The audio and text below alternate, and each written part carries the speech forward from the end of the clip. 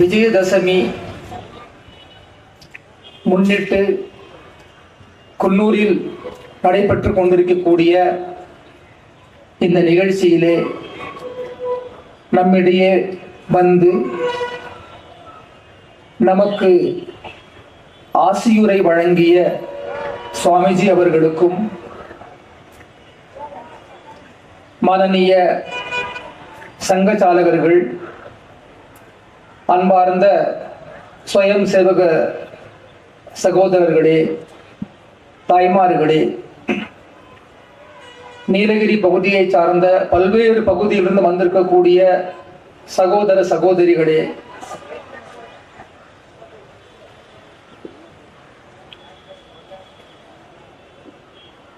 பல ஆயிரக்கணக்கான ஆண்டுகளுக்கு முன்னாடி சிவபெருமான் கிட்ட ஒரு வித்தியாசமான ஒரு வரம் கேட்கின்றான் மகிஷாசுரன். இந்த உலகத்துல யாருமே என்னை கொல்ல முடியாது, கடவுளா இருந்தா கூட சரி, என்னை கொல்ல முடியாது. அப்படி ஒரு வரம் சிவன் கிட்ட கேட்கிறார் மகிஷாசுரன். ஆனா அப்படி ஒரு வரம் கொடுக்க முடியாது, ஏதோ ஒண்ணு இருந்து ஆகணும். அப்போ அவன் என்ன கேட்கிறான்னாக்கா, ஒரு பெண் மூலமாக வேண்டுமானால் எனக்கு மரணம் ஏற்படலாம். ஒரு பெண் வேணா அவங்க வேணா என்ன மரணம் செய்யலாம், மற்ற யாராலையும் முடியாது. அவனுடைய மனசுல என்ன இருந்ததுன்னா, நாம ஆம்பளைங்க நல்ல பலமானவங்க, நிச்சயமா பெண்களால என்ன கொல்ல முடியாதுங்கிற நம்பிக்கை. இந்த வரத்தின் காரணமாக உலகமே, அண்ட சராசரமே தன்னுடைய கால் அடியில வீழணும் அப்படின்னு ஏராளமாக மக்களை துன்புறுத்துறான், கொடுங்கோல் ஆட்சி செய்யறான். அப்போ பார்வதி தேவி, மகாலட்சுமி, சரஸ்வதி, இந்த மூன்று தேவியருடைய அனைத்து சக்தியையும் இணைந்து துர்க்கையாக வடிவெடுத்து அந்த மகிஷாசுரனை வதம் செய்த நாள் தான் விஜயதசமி அப்படின்னு சொல்லக்கூடிய வெற்றி திருநாள். அந்த நாள் தான் விஜயதசமி. ராவணேஸ்வரன், இலங்கையை ஆண்ட ராவணன் எவ்வளவுதான் ஒரு நல்ல ஆட்சி செய்திருந்தாலும், மிகப்பெரிய ஒரு சிவபக்தனாக இருந்திருந்தாலும், மாற்றான் மனைவியை பார்ப்பதே தவறு. அதுவும் மாற்றானுடைய மனைவியை கவர்ந்து வந்து தனதாக்கிக் கொள்வதற்காக முயற்சி செய்த ஒரு அதர்ம மிகப்பெரிய தவறை செய்கின்றான், அதர்ம காரியம் செய்கின்றான் ராவணன். அந்த ராவணனை ராமபிரான் வதம் செய்த நாள்தான் விஜயதசமி. பஞ்ச பாண்டவர்கள் போரிலே வென்ற நாள் விஜயதசமி நாள், இந்த நாள்தான். ஆக ஆயிரக்கணக்கான ஆண்டுகளுக்கு முன்பே நம்முடைய நாட்டில் அசுர சக்தி, தெய்வீக சக்தி, அதர்மம், தர்மம் என்கின்ற இந்த போராட்டத்திலே தர்மத்தை நிலைநாட்டுவதற்காக அந்த துர்க்கை வதம் செய்த நல்ல நாள், வெற்றி திருநாள். அதுதான் இப்பொழுது தொன்று தொட்டு நம்ம பாரத நாட்டில் விஜயதசமி அப்படின்னு சொல்லி கொண்டாடப்படுகின்றது. வெற்றி திருநாள், நல்ல காரியத்தை இந்த நாளிலே துவங்குவார்கள். அந்த வகையிலே RSS இயக்கம், ராஷ்டிரிய ஸ்வயம் சேவக சங்கம் துவங்கியதும் இந்த நாளிலே. அங்கே தொப்பி போட்டிருக்கார், அவர்தான் டாக்டர் ஹெட்கேவார், அந்த படத்தில் இருக்கார். 1915 வருடம் கல்கட்டா மெடிக்கல் காலேஜில் நல்ல அதிகமான மதிப்பெண்கள் பெற்று, அப்போ இந்தியாவில் இருந்த மொத்த மெடிக்கல் காலேஜே 6 மெடிக்கல் காலேஜ் தான். Madras medical college, Calcutta medical college. அந்த கல்கட்டா மெடிக்கல் காலேஜில் நல்ல மதிப்பெண் பெற்று வெளிநாட்டில் வேலை கிடைத்தும் அந்த வேலை எனக்கு வேண்டாம் அப்படின்னு சொல்லி பிரின்சிபால் கேட்கும் பொழுது, எனக்கு அந்த வேலை தேவையில்லை, நான் தாய்நாட்டுக்காக வேலை செய்ய போகின்றேன் என்று கூறி, இந்த நாள்ல தான் ஆர்எஸ்எஸ் உடைய ஸ்தாபகர் டாக்டர் ஹெட்கேவார் ஆர்எஸ்எஸ் துவங்கிய நாள். இந்த நாள் 1925, 99 வருஷம் ஆயிடுது. அவர் அந்த எம்பிபிஎஸ் போன்ற அந்த டாக்டர் படிப்பு படித்திருந்தாலும் அவருக்கு வரலாறு அதுல நல்ல நிபுணத்துவம் இருந்தது. ஆர்எஸ்எஸ் எதற்காக துவங்கினார், ஏன் டாக்டர் ஹெட்கேவார் துவங்கினார் அப்படிங்கிற அந்த பின்னணியை மட்டும் நாம தெரிந்து கொண்டால், எத்தனையோ பேருக்கு ஆர்எஸ்எஸ் பிடிக்காம கூட இருக்கின்றது. பல பேருக்கு ஆர்எஸ்எஸ் பிடிக்கிறது இல்லை. என்ன அப்படி ஒரு விஷயத்தை உருவாக்கி வைத்திருக்கின்றார்கள். ஆர்எஸ்எஸ் துவங்கப்பட்ட பின்னணியை மட்டும் நீங்கள் தெரிஞ்சுக்கிட்டீங்க அப்படின்னா, ஆர்எஸ்எஸ்ல இணைந்து வேலை செய்யக்கூடிய ஆளாக நீங்கள் நிச்சயமாக மாறுவீர்கள் என்கிற நம்பிக்கை எனக்கு இருக்கு. ஆர்எஸ்எஸ் துவங்கப்பட்டதுல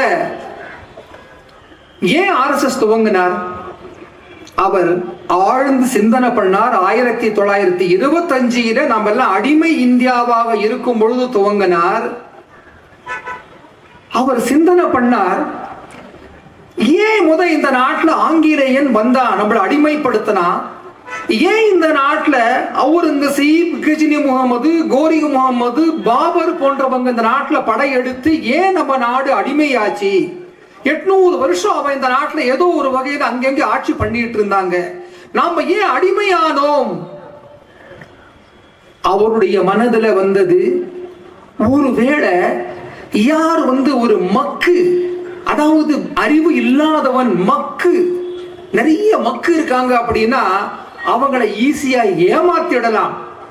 ஒருவேளை பாரத நாட்டில் உள்ள மக்களுக்கு அறிவு இல்லையோ அப்படின்னு சொல்லி சிந்தித்து பார்த்தால், உலகத்திலேயே நாலந்தா பல்கலைக்கழகம், தக்ஷசீலா பல்கலைக்கழகம், காஞ்சி பல்கலைக்கழகம், பிரயாக், இந்த மாதிரி பல்கலைக்கழகத்துக்கு உலகம் முழுக்க இருக்கக்கூடியவங்க இங்க தங்கி படித்தார்கள். அந்த அளவுக்கு இந்த நாட்டில் கல்வியிலே உலகத்திலேயே சிறந்த நாடு நம்முடைய நாடு. சரி, கல்வி இருக்கு. ஒருவேளை இந்த நாட்டில் உள்ளவங்க எல்லாம் ரொம்ப ஏழையா இருப்பாங்களோ, ஏழைய ஒரு பணக்காரன் ஈஸியா அவனை சரி பண்ண முடியும் அப்படின்னு சொல்லி பார்த்தால், மகா பத்மநந்தருடைய ஆட்சியிலே இந்த நாட்டிலே எவ்வளவு பணம் இருந்தது அப்படின்னு சொன்னா, ஒரு ஆளுக்கு 2.5 கோடி தங்க காசுகள் வீதம் இந்த நாடு முழுக்க கொடுக்க முடியும். அதன் காரணமாக அவருக்கு மகா பத்மநந்தர் பட்டமே கிடைத்தது. அவ்வளவு செல்வம் இருந்தது நம்ம பாரத நாட்டுல. கோடீஸ்வர நாடு பாரத நாடு. சோ செல்வத்துக்கும் குறைவு கிடையாது. ஒருவேளை கோழை, பலவீனன், ஊதுனா கீழே விழுந்துருவான் அப்படின்னு சொன்னா அவனை யாரு வேணா வரவும் போறவெல்லாம் தட்டி தட்டி தட்டுவாங்க.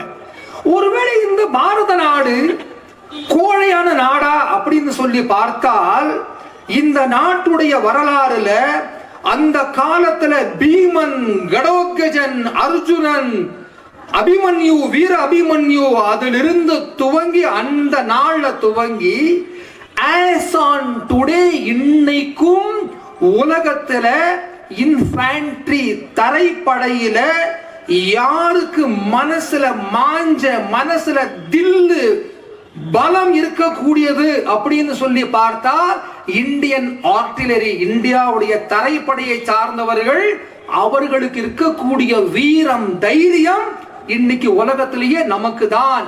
அதனால ஈவன் யுஎஸ்ஏ, ஜெர்மன், ரஷ்யா உள்பட அவங்க ஹிமாலயன் ரேஞ்சில் இருக்கக்கூடிய நம்ம நாட்டுடைய தரைப்படை ட்ரைனிங் சென்டர் அங்க இருக்கு. உலகத்துல ராணுவத்துக்காரங்க ஒத்துக்கிறாங்க. இங்க இருக்கக்கூடிய நம்ம மக்கள் ஒத்துக்க மாட்டாங்க, ஆனா ராணுவத்துல உள்ளவங்க ஒத்துக்கிறாங்க. இந்த நாட்டில் இருக்கக்கூடியவங்களுக்கு தில்லு அதிகம், தைரியம் அதிகம், பலம் அதிகம் அப்படின்னு சொல்லி. ஆக இந்த நாடு வீரமுள்ள நாடு, வீரர்கள் உள்ள நாடு. இந்த நாட்டில் கல்வி இருந்தது, செல்வமுள்ள நாடு, பலமுள்ள பலவான்கள் உள்ள நாடு. ஆனால் விரல் விட்டு எண்ணக்கூடிய அந்த அந்நியர்கள், மிலேச்சர்கள் இந்த நாட்டில் வந்து இந்த நாட்டை அடிமைப்படுத்த முடிந்தது ஏன்? டாக்டர் ஹெட்கேவாருடைய மனதில் ஆழ்ந்த சிந்தனை வந்தது.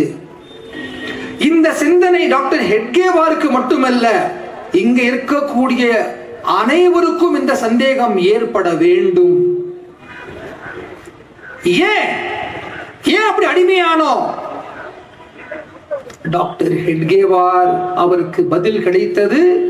இந்த இந்து சமுதாயத்தில் அத்தனை சக்தியும் இருந்தும் இந்துக்கள் மத்தியிலே ஒற்றுமை இல்லை. அதற்காக ராஷ்டிரிய சுயம் சேவக சங்கத்தை துவக்கினார், இந்துக்களை ஒன்றுபடுத்தினார்.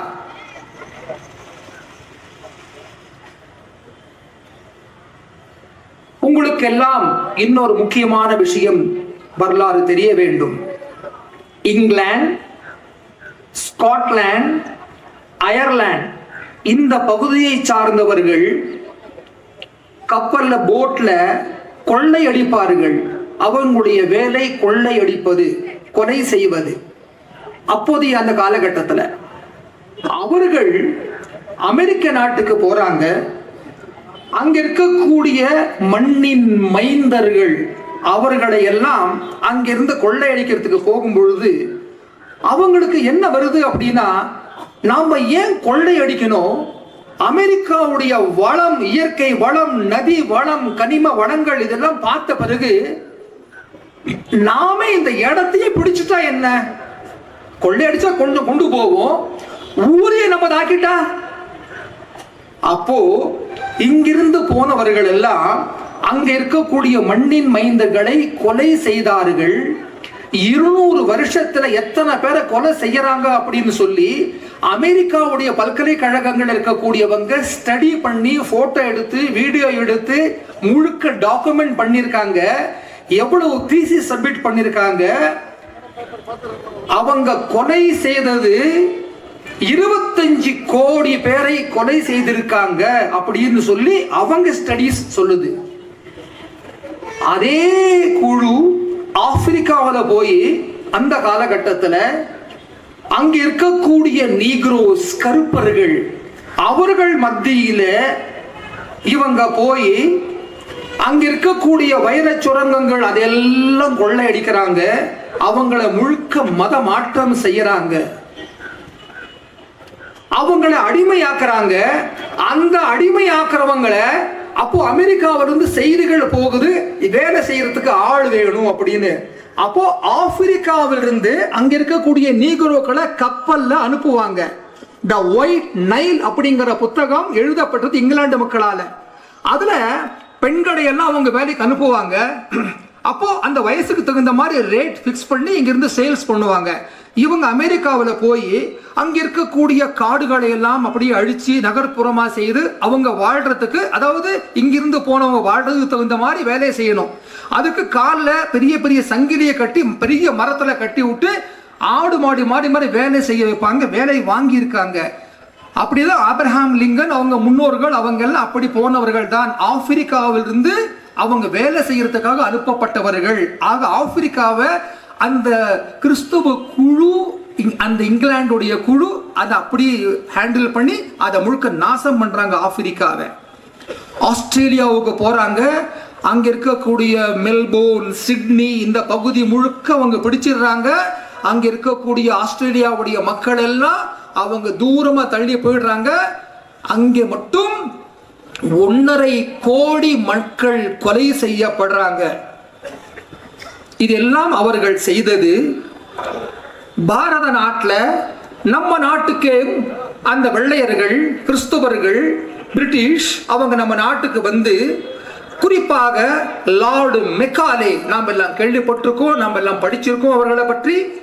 அந்த லார்டு மெக்காலே இங்கிலாந்துடைய ராணிக்கு ஒரு கடிதம் எழுதுறார். என்ன கடிதம் எழுதுறார் அப்படின்னு சொன்னா, ராணி, நாம இந்த இந்தியாவை நாம அடிமைப்படுத்தி இந்த நாட்டை ஆள வேண்டும் என்றால் இந்த நாட்டு மக்களுக்கு படிக்கக்கூடிய சிலபஸ் அதில நம்ம கைய வைக்கணும்.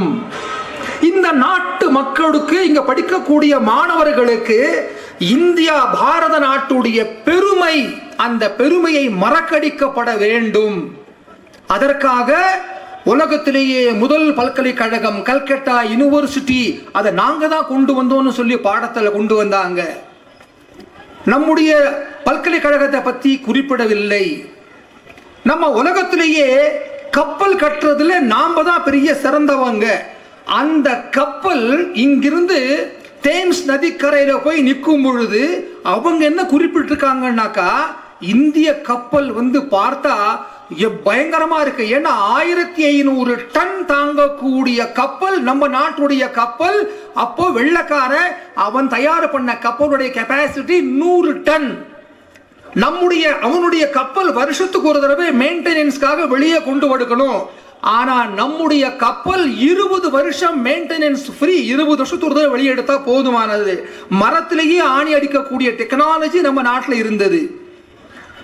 ஒவ்வொரு விஷயமும் இந்த நாட்டில் அவ்வளவு கல்வி இருந்தது. அத்தனையுமே இது மறக்கடிக்கணும். அதனால அவர் சொல்றார், இந்த நாட்டுடைய பெருமையை இந்த நாட்டு மக்களுக்கு தெரியப்படுத்தக்கூடாது, மறக்கடிக்கணும். இந்த நாட்டுடைய நாம எப்படிப்பட்டவங்க அப்படிங்கறத மறக்கடிக்கணும் அப்படின்னு சொல்லி அந்த லார்ட் மெக்காலே இங்கிலாந்து ராணிக்கு கடிதம் எழுதுறார். எவ்வளவு நயவஞ்சகம்! இந்த இடத்துல சுவாமி விவேகானந்தர் ஒரு அற்புதமான ஒரு கதையை இந்த நாடு முழுவதும் போய் சொல்லியிருக்கார். சின்ன கதை, குட்டியான கதை, ஆனா ஆழ்ந்த கருத்து உள்ளது. நாம் கேள்விப்பட்டிருப்போம் அந்த கதை. ஒரு நாள் ஒரு சிங்கமானது, கர்ப்பமான சிங்கமானது வேட்டையாடுறதுக்காக போகும் பொழுது அது வேட்டையாடும் பொழுது, பாயும் பொழுது குட்டியெல்லாம் போட்டுறது. ஆனால் துரதிருஷ்டவசமாக தாய் சிங்கமானது இறந்துருது. அந்த வழியாக போன ஆடு மேய்க்கக்கூடிய ஒருவன் அந்த சின்ன சின்ன குட்டி சிங்கத்தை பார்த்துட்டு அழகா சின்னதா இருக்கு, அதை கூடவே எடுத்துட்டு போயிடுறான். ஆடு கூடவே வளர்க்கிறான். ஆடும் அதுவும் பிறந்தது முதலே அப்படி இருக்கிறதுனால ஃப்ரெண்ட்ஸ் மாதிரி ஆயிடுது. அது புல்லு சாப்பிடுது, சிங்கமும் புல்லு சாப்பிடுது. இப்படி கொஞ்ச நாள் வளர்ந்து வந்த பிறகு அந்த காட்டுக்கு மேய்ச்சல் போகும் பொழுது ஒரிஜினல் சிங்கம், அந்த சிங்கம் இந்த ஆட்டுக்குட்டிக்கு மத்தியில் இருக்கக்கூடிய சிங்கத்தை பார்த்து, என்னடா இது, சிங்கம் வருது பார்த்தா ஆடு ஓடும், செதறி ஓடும் உயிருக்கு பயந்து. ஆனா ஆடு மத்தியில் சிங்கம் இருக்கு அப்படின்னு சொல்லி அதுக்கு ஆடு மேல கோபம் போயிடுச்சு, சிங்கத்து மேல கோபம் வந்துருது. நேரா போய் அந்த சிங்கத்தை பிடிச்சு பெடல்ல அடிச்சா அது ஆடு மாதிரி கத்துது. அதை கொண்டு வந்து அந்த தண்ணியில போய் காமிக்குது. அப்ப இந்த சிங்கம் பாக்குது, ஆமா என்ன மாதிரியே இருக்கே இது அப்படின்னு சொல்லி உருவத்துல.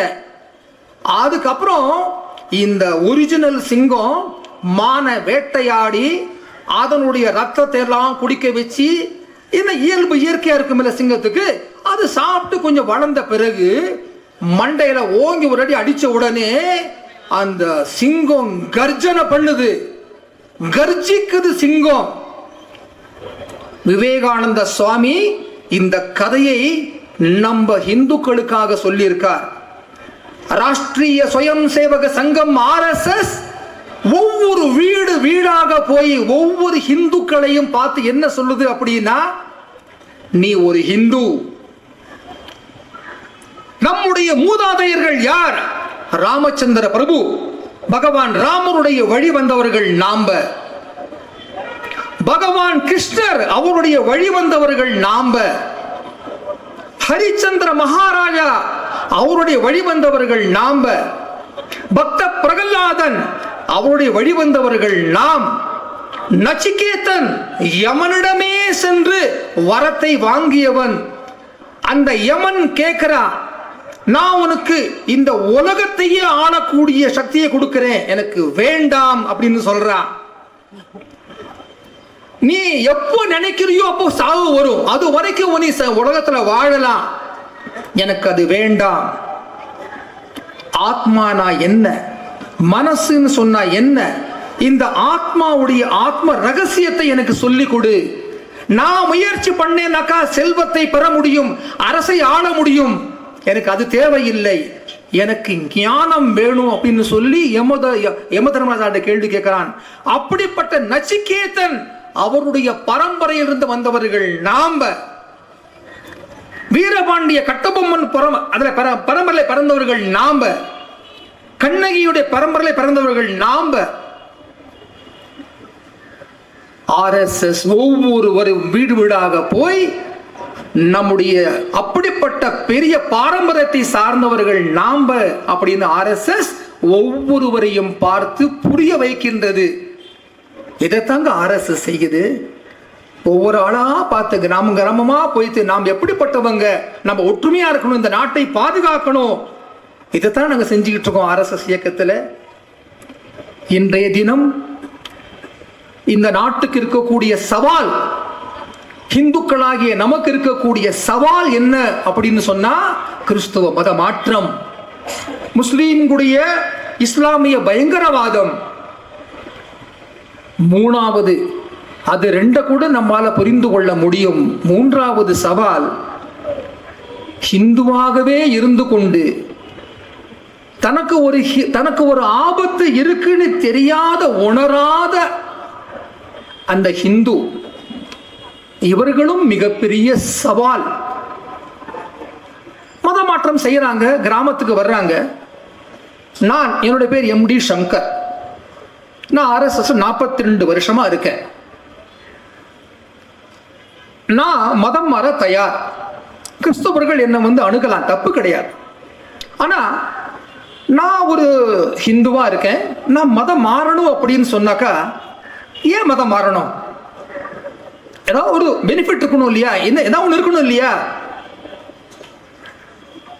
சார், நீங்க ஹிந்து, ஒருவேளை நீங்க மதம் மாறிட்டீங்க அப்படின்னா, ஹிந்துக்கள் கிறிஸ்துவராக மதம் மாறியாச்சு அப்படின்னா, அதுக்கப்புறம் இந்த இயேசுபிரானுடைய மேரி மாதாவுடைய அருள் காரணமாக தாய் 10 மாதம் சுமக்க வேண்டாம். கிறிஸ்துவனாக மதம் மாறிய உடனேயே அவங்களுக்கு கன்செப்ஷன் 5 மாதத்துல குழந்தை அழகாக சிறப்பாக நல்ல 3 கிலோ 3.5 கிலோ அழகா குழந்தை பிறக்கும். நல்ல டீலா இருக்க, பிரமாதமா இருக்க, மதம் மாறிடலாம். ஏன்னா ஹிந்துவா இருந்த 10 மாசம் சுமக்கணும். இது மாறிட்டேன்னு சொன்னாக்கா, இயேசுடைய கடாட்சத்தினால நான் ஒரு 8 மாசத்துல 6 மாசத்துல பிறந்துட்டேன்னாக்கா லாபம் தானே, மதம் மாறிடலாமே. சார், நீங்க இயேசுவை கும்பிட்டீங்க அப்படின்னு சொன்னா நீங்க ஒரு ஸ்டூடெண்டா? சுட்டு போட்டா கூட கணக்கு வராது அப்படின்னா, நீங்க ஞானஸ்தானம் தண்ணியில மூழ்கி எழுந்த உடனேயே உங்களுக்கு algebra, trigonometry, calculus, integration, theory of relativity எல்லாமே உங்களுக்கு புரிஞ்சுணும் சார். தெரியாம ஹிந்துவா போயிட்டேன் பண்றாங்க ஞானஸ்தானத்தை, எனக்கு கணக்கே வரமாட்டேங்குது, பெரிய பிரச்சனையா இருக்குது, மார்க் வாங்குறதுல மாறிடலாம். இங்கிலீஷே வரமாட்டேங்குது, கிராமரே தெரிய மாட்டேங்குது, present tense, past tense, future tense ஒண்ணுமே புரியல, ஞானஸ்தானம் வாங்கிட்டேன்னா உனக்கு இங்கிலீஷ் வந்துருன்னா மதம் மாறிடுவேன். நான் எதுக்கு மாறணும்? ஒரு விஷயம் இருக்குது, மதம் மாறினா அந்த நேரத்துக்கு அவன் ஒரு 10,000 ரூபாய் கொடுப்பான், ஒரு 5,000 ரூபாய் கொடுப்பான், ஒரு 9,000 ரூபாய் கொடுப்பான். கரெக்ட். பாத்தியா, எனக்கு வேண்டியது கொஞ்சம் பணம். பணம் கொடுத்தா மதம் மாறிடுவேன். சூப்பர். இப்ப எனக்கு ஒரு 50,000 கொடுத்தா நல்லா இருக்கும், சந்தோஷமா இருக்கும், நல்ல டீல். நான் மதம் மாறிட்டேன், என்ன பணம் 50,000 1 லட்சம் பணம் கிடைச்சிடும். ஆனா ஒண்ணு,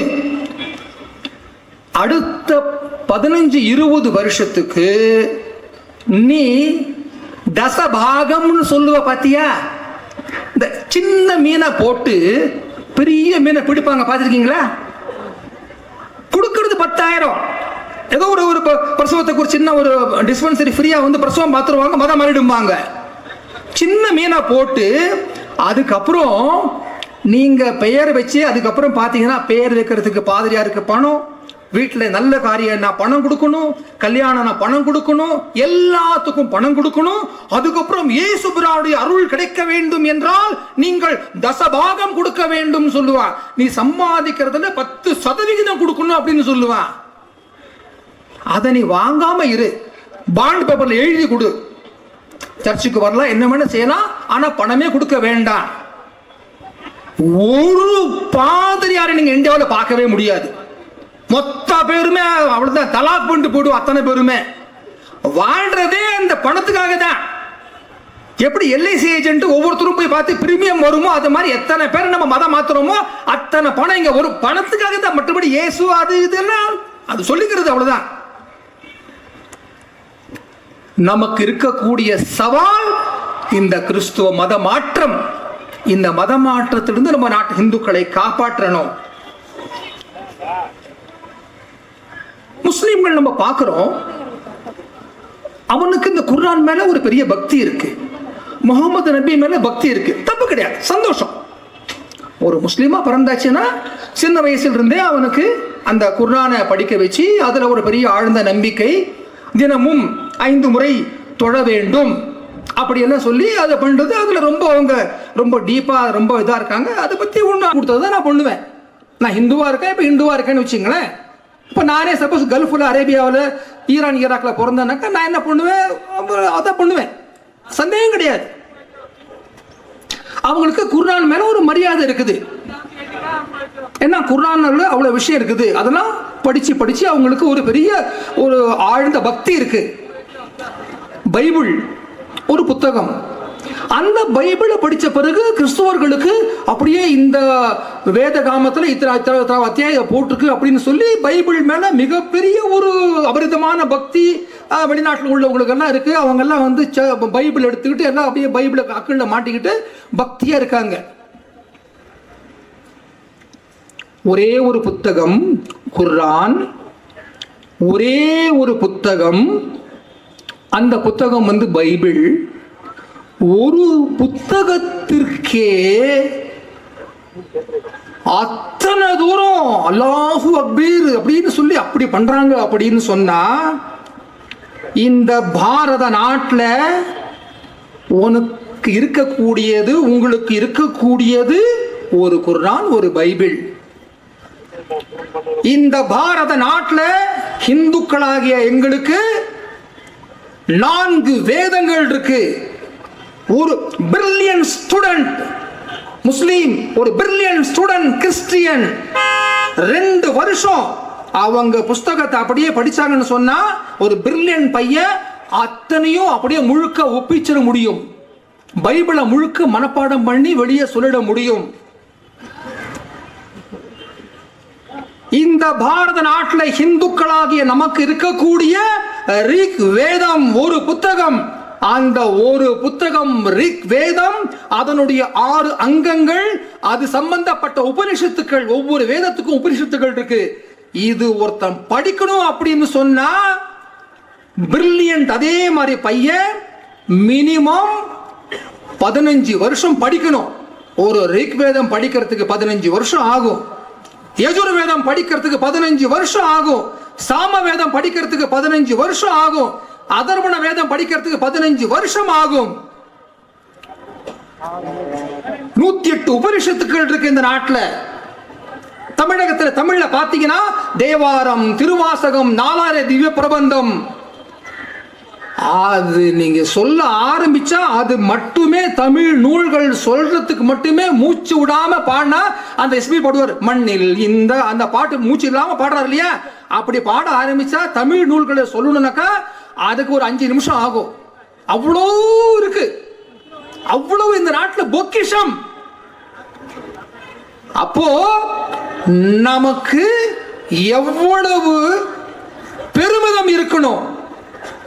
ஒரு முஸ்லீமுக்கு அவனுடைய குர்ஆன் மீது எவ்வளவு பெருமிதம் இருக்கின்றதோ, ஒரு கிறிஸ்தவனுக்கு அவனுடைய பைபிள் மீது எவ்வளவு பெருமிதமும் கர்வமும் அந்த புஸ்தகத்து மேல இருக்கோ, அப்போ இந்துக்களாகிய பிறந்த நமக்கு இவ்வளவு வேதங்கள், தேவார, திருவாசகம் அத்தனையும் கையில இருக்குன்னு சொன்னா நமக்கு எவ்வளவு பெருமிதம் இருக்கணும். இவங்க இவ்வளவு நெஞ்சு நிமித்து போனா இத்தனை புத்தகம் இருக்கிற நாம எப்படி நெஞ்ச நிமித்துட்டு போகணும், மாற தட்டிட்டு இந்துக்கள் போகணும். நமக்கு இருக்கக்கூடிய சவால்கள் இது.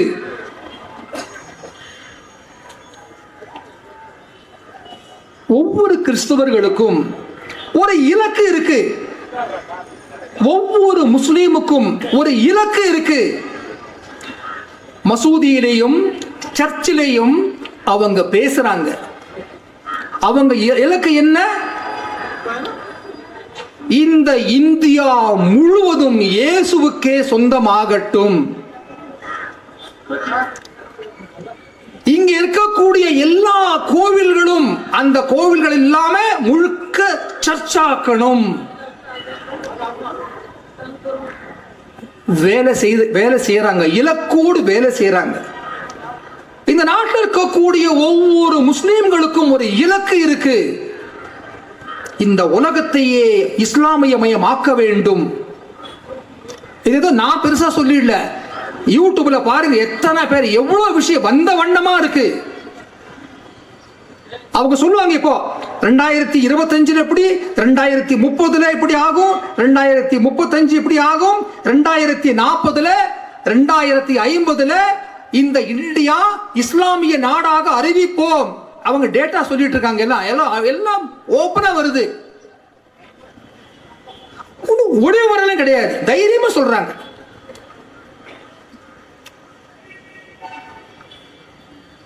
ஆனால் இந்துக்களாகிய நமக்கு என்ன இருக்கு இலக்கு? நமக்கு எந்த இலக்குமே இல்லையே. ஆகையினாலே ராஷ்டிரிய சுயம் சேவக சங்கம் நாம் அவங்கள மாதிரி பண்ணணும் நம்ம சொல்லவே இல்லை. நமக்கு அடுத்தவங்க மேல எதுவுமே தேவையில்லை. இது ஹிந்துவுடைய விசேஷம். நாம என்ன சொல்றோம்? ஓ சொத்துக்கு நான் ஆசைப்பட மாட்டேன், ஆனா என் சொத்தை அபகரிக்கிறதுக்கு முயற்சி பண்ணா நான் விட மாட்டேன். இது ஆர்எஸ்எஸ் சொன்ன ஆர்எஸ்எஸ் வகுப்புவாதம் அப்படின்னு சொல்றாங்க. ஆக இந்த நாட்டில் இருக்கக்கூடிய இந்துக்களுக்காக விழிப்புணர்வாக்க ஆர்எஸ்எஸ் வேலை செய்யுது.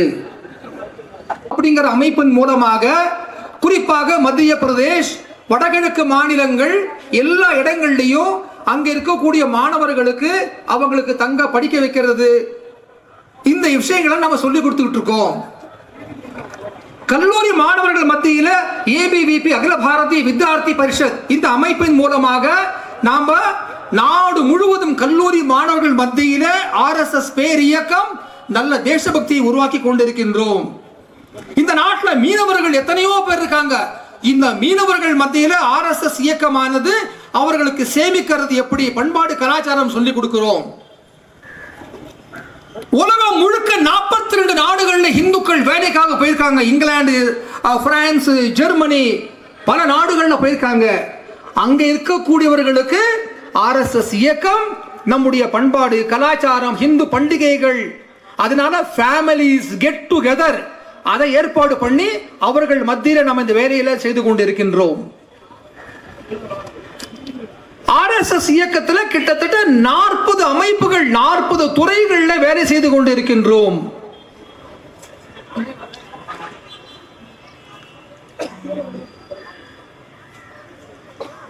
எத்தனையோ பேர் திமுகவில் இருக்கக்கூடியவர்கள், அதிமுகவில் இருக்கிறவங்க, காங்கிரஸ் இயக்கத்தில் இருக்கக்கூடியவங்க, கம்யூனிஸ்டுகள், அவங்க என்ன நினைக்கிறாங்க அப்படின்னா ஆர்எஸ்எஸ் இயக்கம் பிஜேபிக்காக வேலை செய்யுது,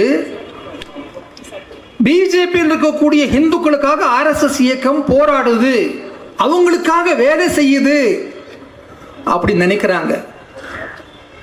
ஆர்எஸ்எஸ் இயக்கம் திமுகவில் இருக்கக்கூடிய இந்துக்களுக்காகவும் வேலை செய்யுது. அதிமுகவில் எத்தனையோ இந்துக்கள், அவங்களுக்கு கூட நாங்க வேலை செய்யறோம். காங்கிரஸ் இயக்கத்தில் எத்தனையோ பேர் இருக்காங்க இந்துக்கள், அவர்கள் உள்பட ஆர்எஸ்எஸ் இயக்கம் ஒட்டுமொத்தமான இந்த இந்து சமுதாயம், இதுதான் என் கண்ணில் தெரியுது. எங்களுக்கு உதயசூரியனோ இரட்டை இலையோ கை சின்னமோ இல்லை. ஆர்எஸ்எஸ் பார்க்கிறது இந்துக்கள்.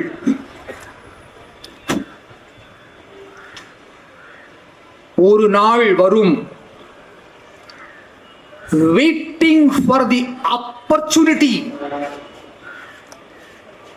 என்னைக்கு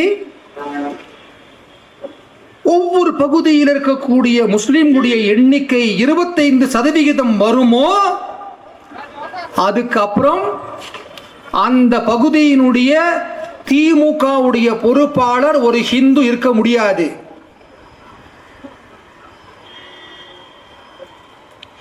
இப்போ as on date இந்த கோபாலபுரத்தில் இருக்கக்கூடியவர்கள் இந்துக்கள்.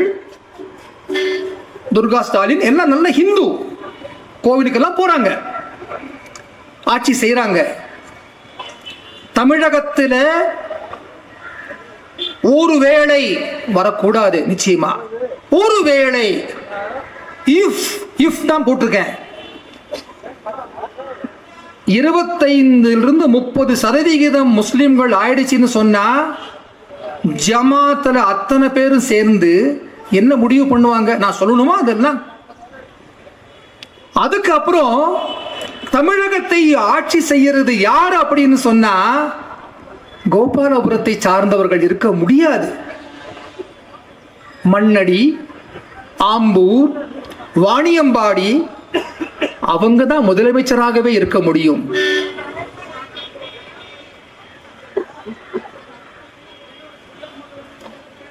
அதன் காரணமாக ஆர்எஸ்எஸ் அத்தனை பேருமே இங்க இருக்கக்கூடிய திமுக, அதிமுக, காங்கிரஸ், நாங்க பார்க்கிறது நாம இந்து சமுதாயம் இந்த நாட்டை பாதுகாக்கப்படும். நல்லா கவனிச்சு பாருங்க. நாளைக்கு ஒரு வேளை அமெரிக்காவில் ஒரு பிரச்சனைன்னு சொல்லி வந்ததுன்னு சொன்னாக்கா அங்க இருக்கக்கூடிய எத்தனையோ பேர் வேலைக்கு போயிருக்காங்க. எங்க வருவாங்க அவங்க? தாய் நாடு நம்முடைய பாரத நாடு தான். எத்தனையோ லட்சக்கணக்கான பேர் அரபு நாட்டுக்கு வேலைக்கு போயிருக்காங்க. ஒருவேளை ஒரு பிரச்சனை வந்ததுன்னு சொன்னா தாய் நாடு நம்முடைய பாரத நாடு இந்தியா இங்கதான் வருவாங்க. பாகிஸ்தான்ல அத்தனை இந்துக்கள் கொடூரமா தாக்கப்படுறாங்க, தாய்மார்களை கர்ப்பணிக்கிறாங்க, நம்ம எல்லாம் பார்க்கின்றோம். ஓடி இங்கதான் வர்றாங்க.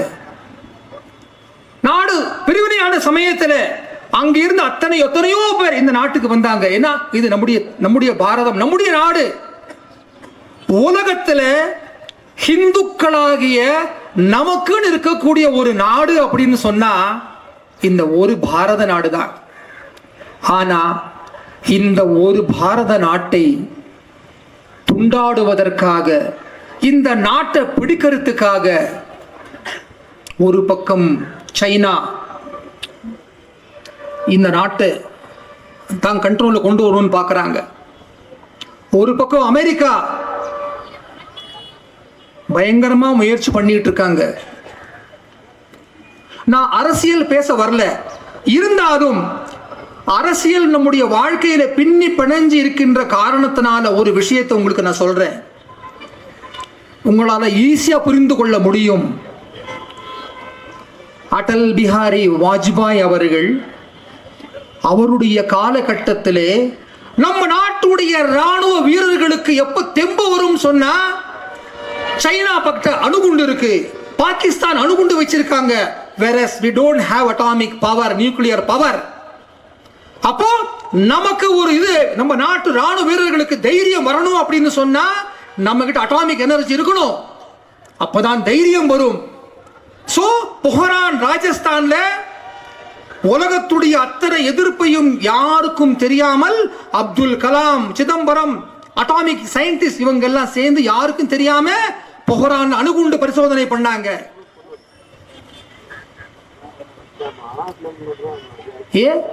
நம்ம நாட்டில் ஜவஹர்லால் நேரு அவர்களுக்கோ இந்திரா காந்தி அம்மையார் அவர்களுக்கோ இந்த விஷயம் தெரியாதான்? அடல் பிஹாரி வாஜ்பாய் வந்த பிறகு ஒரு நாடு நல்லா இருக்கணும், வளரணும், வியாபாரம் பெருகணும், மக்களுடைய செல்வ செழிப்பா இருக்கணும் அப்படின்னு சொன்னா, குடும்பத்தில் எல்லாருக்கும் வேலை கிடைக்கணும் அப்படின்னு சொன்னா, அந்த நாட்டுடைய இன்ஃப்ராஸ்ட்ரக்சர் நல்லா இருக்கணும். அதற்காக அவருடைய கற்பனையில் வந்தது என்ன தெரியுமா? கோல்டன் குவாட்ரிலேட்டரல் ரோடு, பிரம்மாண்டமான முறையில் தங்க நாற்கார சாலை. அந்த திட்டம் கொண்டு வந்து இன்னைக்கு எவ்வளவு வேகமா மைசூர் போறோம் வரோம், எவ்வளவு அத்தனையும் வாஜ்பாயுடைய பீரியட்ல வந்தது. நான் மறுபடியும் அரசியல் பேசுற ஒரு விஷயத்துக்காக சொல்ல வர்றேன். இந்த விஷயம் நேருவுக்கு தெரியாதான்? இந்த நாட்டில் பிரம்மாண்டமான இன்ஃப்ராஸ்ட்ரக்சர் வரக்கூடாது அப்படிங்கிறதுக்காக பிரதமராக இருந்தவர் ஜவஹர்லால் நேரு.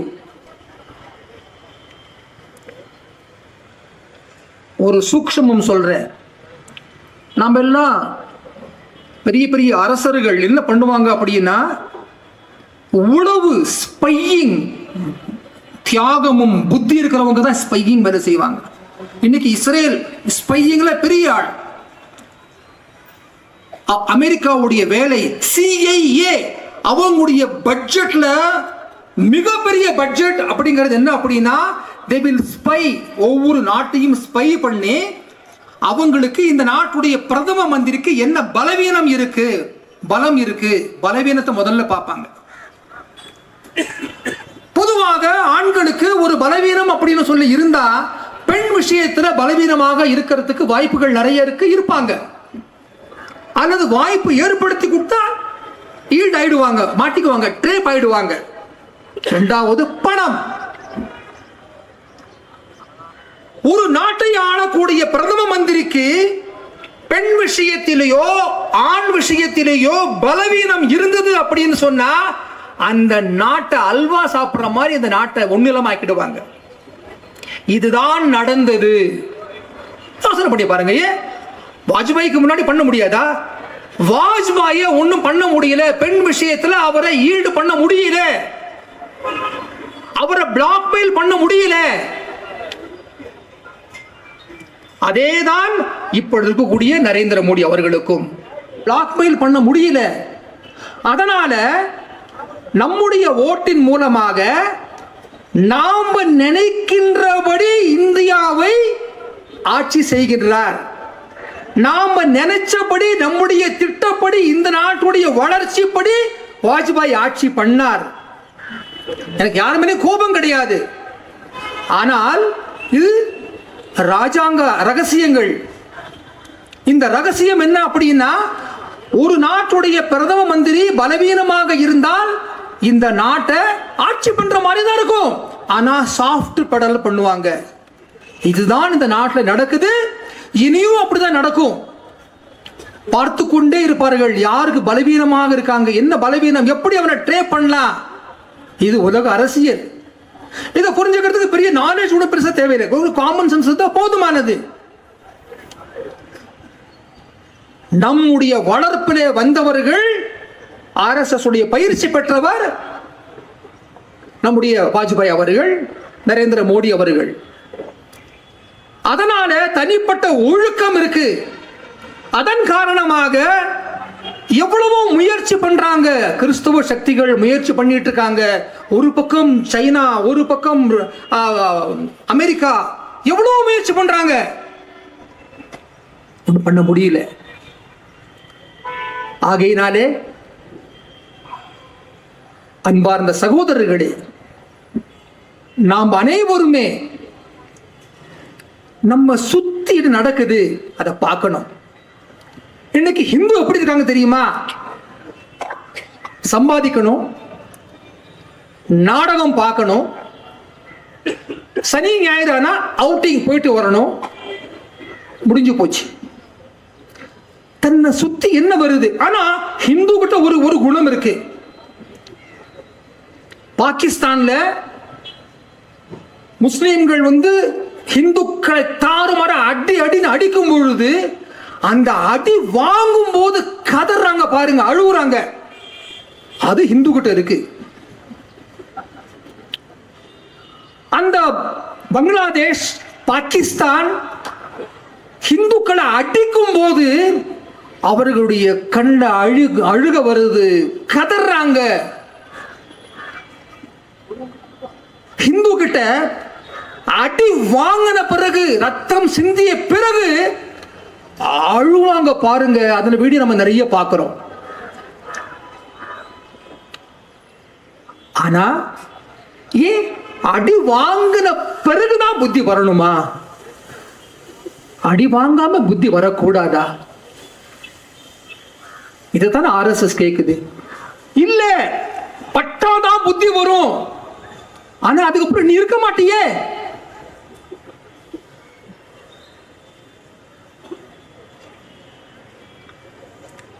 சகோதரர்களே,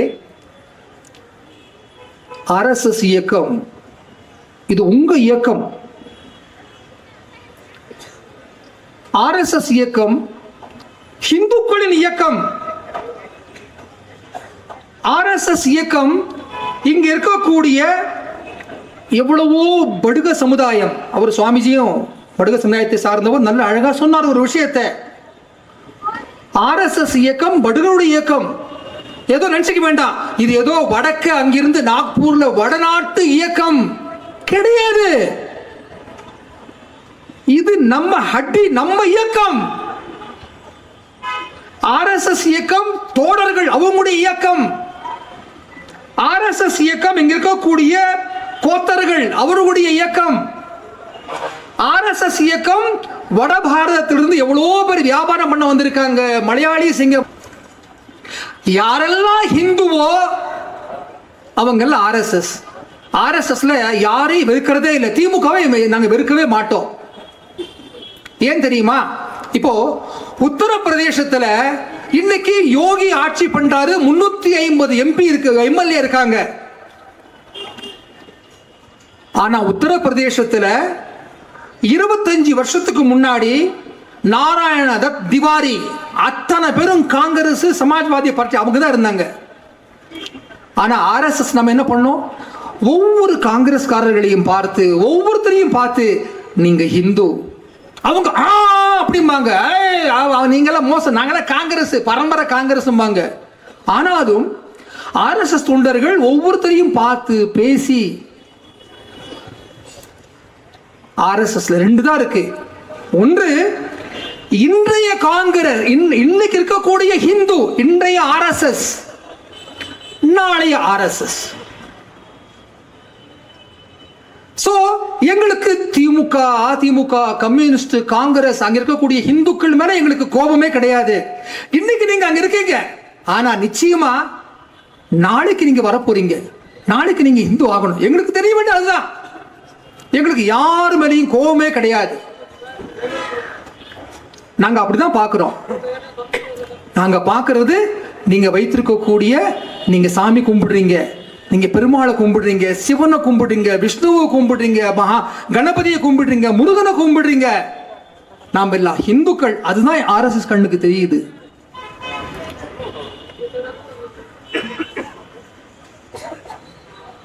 சகோதரர்களே, இந்த ஒரு நல்ல நாள், விஜயதசமி, இந்த நவராத்திரி சந்தர்ப்பம், இந்த நேரத்தில் நாம் அனைவருமே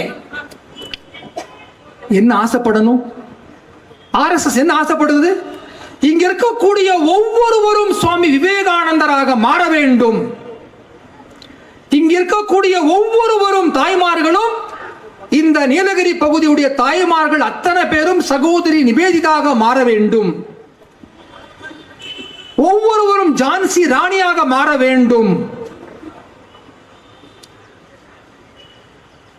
ஓ, நாளைக்கே நான் படுகாவில் இருந்து, முடுக்க அடியில் இருந்து வெளியே கிளம்பி காவி ட்ரெஸ்ஸை போட்டுட்டு, சொத்து பத்து எல்லாம் விட்டுட்டு, டீ பண்ற வியாபாரம் பண்ணிட்டு விட்டுட்டு திருப்பி எங்க மடத்துக்கு போயிடணுமா? வேண்டாம். நீங்க மடத்துக்கு வர வேண்டாம். அவ்வளவு பேர் வந்தா மடம் தாங்காது. ஏதோ 2 பேர் வந்தா போதும், 4 பேர் வந்தா போதும். அப்ப என்ன பண்ணணும்? நான் விவேகானந்தர் ஆகணும், ஆனா வீட்டிலேயே இருக்கணும். முடியும். நம்முடைய ஹட்டி இருக்கு இல்லையா, நம்முடைய சின்ன சின்ன கிராமங்கள், இத முழுக்க பாத்தீங்கன்னாக்கா தெய்வீகமான ஹட்டியாக மாற்றணும். RSSல இப்பொழுது குடும்ப பிரபோதன் அப்படி ஒரு துறை இருக்கு. காலையில சீக்கிரம் எழுந்திருக்கணும். சின்ன குழந்தைங்க அம்மா அப்பாவுடைய காலையை தொட்டு வணங்க வேண்டும். வரவுக்கு உள்ள செலவு பண்ணணும். RSS எதிர்பார்க்குது. இந்த நாடகம் 10 நாடகம் பார்க்கிறவங்க இருக்காங்க. எண்ணம் போல் வாழ்வு அப்படி எல்லா முனிவர்கள் சித்தர்கள் சொல்லி இருக்காங்க. மறுபடியும் மறுபடியும் புருஷன்காரன் லேட்டா வர்றான், ஒருவேளை கீப் வச்சிருப்பானோ. இந்த நாடகத்தில் என்ன இருக்கு? கொலை, கொள்ளை, கற்பழிப்பு. சினிமா பாருங்க, தப்பே கிடையாது. 2.5 மணி நேரத்துல சினிமாவில் ஒரு பாட்டு, ஒரு வில்லன், ஒரு வில்லி, அவங்க ஃப்ரெண்ட்ஸ், கதாநாயகன் கதாநாயகி அவங்க ஃப்ரெண்ட்ஸ், அந்த படம் ஆரம்பிச்சு முடியும் போது அந்த கதாநாயகன் கதாநாயகி ஜெயிச்சிருவாங்க, வில்லன் தோத்து போயிடுவா. ஒன்று சாகடிச்சிருவாங்க, இல்லை ஜெயில போட்டுருவாங்க. படம் முடிஞ்சு போயிடும், தொடரும் கிடையாது, முடிஞ்சு போச்சு, விஷயம் வந்துடும். ஆனால் அந்த சினிமாவில் இவங்க எல்லாம் ஒரு பக்கம், அவங்க வில்லன் வேற, ரெண்டு வேற வேற.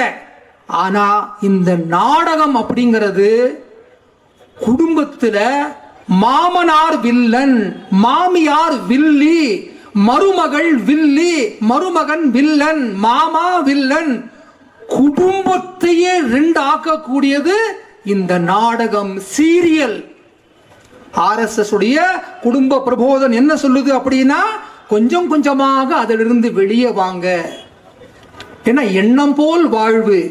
அப்போ டைம் பாஸ் பண்றதுக்கு நான் என்ன பண்ணணும்? அழகாக சினிமா பாருங்க, அழகா வடிவேல் ஜோக்க கேளுங்க, ஒன்றும் ஜாலியா இருக்கும், ஒன்றும் பிரச்சனையே கிடையாது. நல்ல பாட்டு கேளுங்க.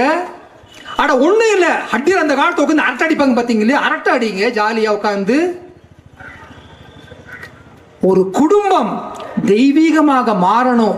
சாயங்காலம் ஆனாக்கா நல்ல ஜபம் பண்ணணும். ஒவ்வொரு ஹிந்துவும் தினசரி யோகா பண்ணணும், பிராணாயாமம் செய்ய வேண்டும், ஜபம் பண்ணணும். யோகா செஞ்சாச்சு அப்படின்னு சொன்னாக்கா உள் உறுப்புகள், நம்முடைய கல்லீரல், மண்ணீரல், பித்தப்பை, கல்லீரல் முழுக்க, நுரையீரல் அத்தனை இந்த ஏரியா முழுக்க, அப்டமன் ஏரியா நல்லா இருக்கும். உடம்பு ஆரோக்கியமா திடகாத்திரமா இருக்கும். யோகா செய்ய செய்ய உடம்பு மேல ஒரு ஆசை வரும். என் உடம்பு நல்லா இருக்கணுங்கிற ஆசை வரும். என் உடம்பு நல்லா இருக்கணுங்கிற ஆசை வரும் பொழுது சரி கொஞ்சமா குடிச்சா போதுங்கிற எண்ணம் வரும்.